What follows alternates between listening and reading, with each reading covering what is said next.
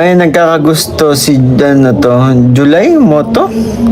Bakuran mo na si Kristan ako di.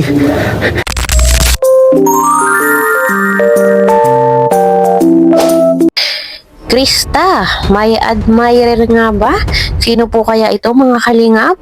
At Mikoy, nararapat bang bakuran si Honey Krista? Yan po ang ating alamin at pag-uusapan ngayong araw. Pero bago po ang lahat, isang mapagpalang araw at gabi sa inyong lahat. Mag love shoutout sa lahat ng ating listeners, viewers, and subscribers saan mang sulok ng mundo. Mapaluzon, Visayas at Mindanao. Lalong-lalo na po sa ating mga kababayang OFW. Kamusta po kayo mga kalingap? Mabuhay po kayo hanggat gusto nyo. At kung bago ka pa lang sa aking munting YouTube channel, huwag ka nang mahiyang mag-subscribe, like, share, and comment. Huwag mo na rin kalimutang i-click ang notification bell nang sa ganon ay updated ka sa aking mga paparating na video. At syempre, patuloy po nating suportahan si Kalingap Rob at ang ating ama ng Kalingap, ang nag-iisang founder, si Kuya Val Santos Matubang. Kung maaari po ay no skip ads nang sa ganon ay mas marami pa tayong malingap na nangangailangan. At konting paunawa po kung maaari ay tapusin niyo muna ang kabuuang video nang sa ganon ay akma ang inyong mga komento. At yun na nga po mga kalingap, alam naman po natin lahat na pagdating po sa mga tambalan, sa mga love team or tandem, ay isa po ang mikri sa talagang tinatangkilik po ngayon ng tao, ng madla. Talagang patok na patok at swak na swak yung pong kanilang pagpapakilig at pagpapasaya sa mga viewers nila. 4 months pa lang ang Mikris ay marami na po silang napagdaanan agad. Samot-saring mga issue or pambabatikos ang ibinabato sa kanila at muntikan pa nga pong matigil ang kanilang tandem. Grabe, alam mo yun? Akala ko hindi na tayo aabot dito di ba? Ang dami kasi nangyari. Hindi na akala ko. Alam mo, akala ko last na yun. Pero alam mo yun? Ang sarap sa pakiramdam na kahit sabihin ng 4th monthsary pa lang to, para sa akin matagal na yun eh. Kasi ang dami na nangyari, ang dami nang nagbago sa buhay natin dalawa, di ba? Yeah. At lalo na sa'yo. At masaya ako para dun. At alam mo yun? Kung sakali man na matigil to, mawala tong tandem natin, sobrang malulungkot ako. Ikaw lang ba? Malulungkot ako para sa mga nagmamahal sa atin, sa mga sumusuporta sa atin.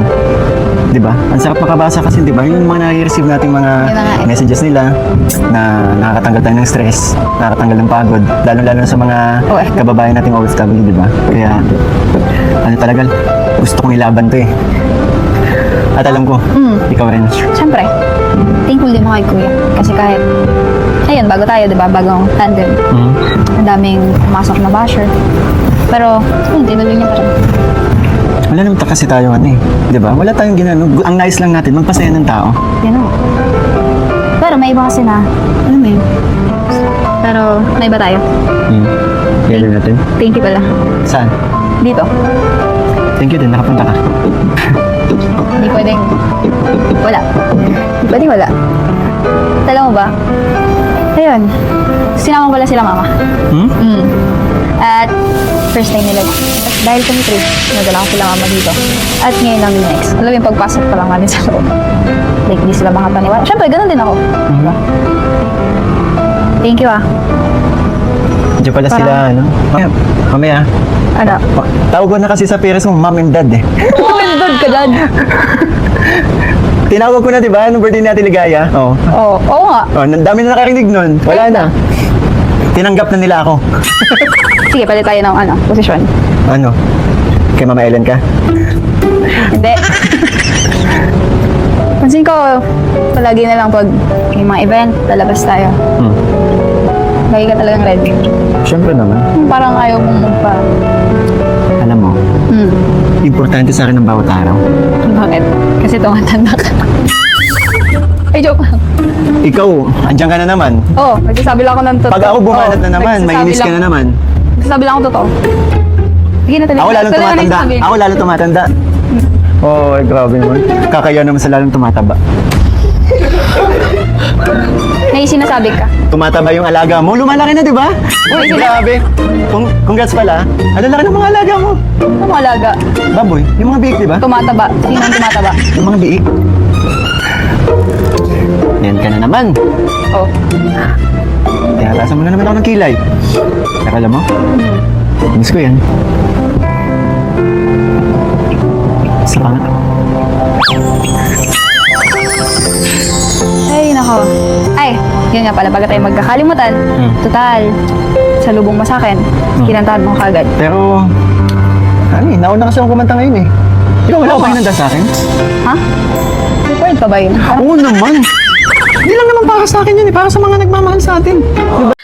Ayun, at alam naman po natin mga kalingap at hindi po maipagkakaila na meron po talagang itsura itong si Bebe Krista at ganoon din po si Kalingap Mikoy, kaya po hindi na po maiiwasan talaga na meron talagang may magkakagusto sa kanila. Bukod sa maitsura na po itong si Krista ay napakaganda pa ng boses at magaling talagang umawit. So, hindi na po kataka-taka kung talagang merong magkakagusto at humanga dito kay Krista.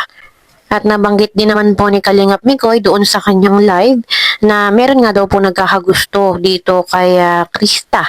At sabi pa nga po ng viewers ay dapat ng bakuran itong si Krista. At narito po yung buong pahayag ni Mikoy. Panoorin po natin. Magiging official din kayo, dito lang kami sa inyo. May nagkakagusto si July Moto. Bakuran mo na si Kristan ako di. Eto hindi naman po kailangan bakuran si CJ. And ano naman po si CJ si CJ ay hindi naman, paano ko ba ikaw nga mag-explain, hindi naman kailangan bakuran si CJ. Oo. Oo.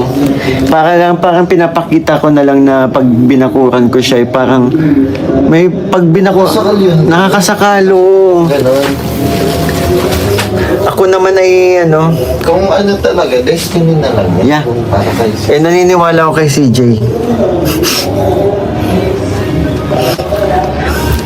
Naniniwala ako kay CJ na malinis ang hangarin niya sa akin. Joke lang. Siya pa talaga. Trust is the key. True. Tiwala na lang sa isa't isa. Huwag masyado seloso, Miko. Hindi po ako seloso, kaya nga sabi ko, hindi kailangan ganun, di ba? Pagpapakita, yung mga bakod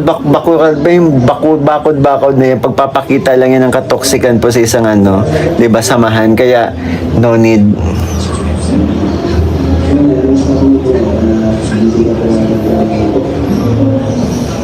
Tiwala, yan. And understanding, yes.